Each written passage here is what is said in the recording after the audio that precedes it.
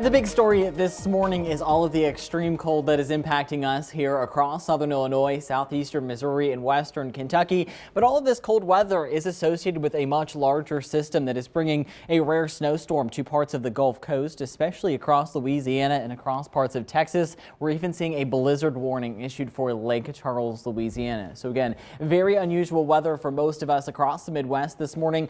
All of us are under that cold weather advisory, with the exception of our far southern counties across southeastern Missouri as well as northwestern Tennessee. But just because you're not seeing that cold weather advisory doesn't mean conditions aren't cold. This advisory does last through most of the day. It expires at 3 o'clock later on this afternoon. Temperatures this morning as you're headed out the door are at 8 degrees across Carbondale, 5 across Mount Vernon, 15 across Cape Girardeau, and 18 across Union City. We are also seeing northwesterly winds at about 10 to 15 miles per hour on average. That is making it feel even colder. We're feeling more this morning like -5 across Carbondale, -3 for Harrisburg, -6 across Mount Vernon, -8 across Farmington, and 0 across Cape Girardeau. Here's a live look across Benton. Things are deceptively nice. We are seeing a little bit of that sunshine, but it is just dangerously cold out there for all of us. As we continue throughout the rest of the day, that is going to be the main story, is that dangerous cold. We will be warmer by tomorrow afternoon, but it still will be very cold to kick off tomorrow morning.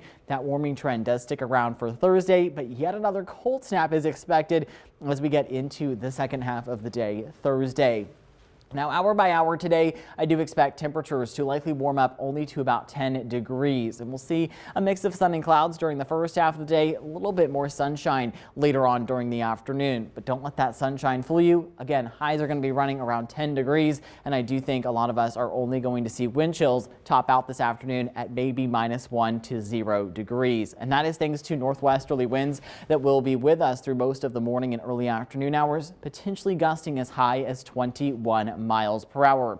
Now, those northwesterly winds associated with this cold front that's going to continue its track further towards the south and towards the east. We'll see a mix of sun and clouds during the afternoon. High pressure tracks into the region as we go throughout the late afternoon and through the evening and overnight hours tonight. That is going to lead to mostly clear skies through about midnight. But after midnight, I do expect those clouds to start to build back into the region. However, I don't expect any sort of snow flurries or any showers with that cloud cover. Now, as we go throughout the second half of the day on Wednesday, we gradually will see those clouds push out of the region, and that is thanks to our next warm front. That is going to enter in from the west and track further towards the east.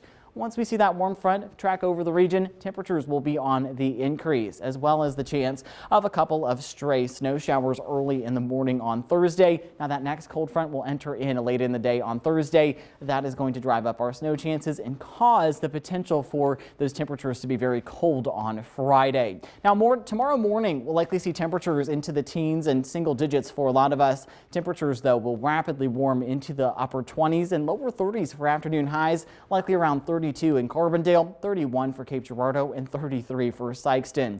Now, over the next several days, I do expect those temperatures to start to warm up. 34 expected for Thursday's high. But remember, that next cold front arrives, high temperatures go back down to 29 for the high on Friday, 46 by Saturday, and 40 degrees by Sunday. But that Storm Track 3 app is certainly helpful to keep right there in the palm of your hand.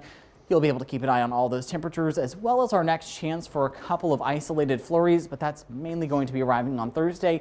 I don't expect any significant impacts from it, maybe just a few snow flurries flying. Most of us are going to actually remain dry. 29 for Friday, 46 for Saturday, with a couple of chances of isolated rain showers. Those rain showers likely continue through early Sunday morning. 40 degrees for Sunday and Monday. Of course, we do have that viewer photo of the day. This is sent in from Pinckneyville. Look at that snow. I love that snow. There's so many pictures on there that are just so beautiful. I mean, it's not often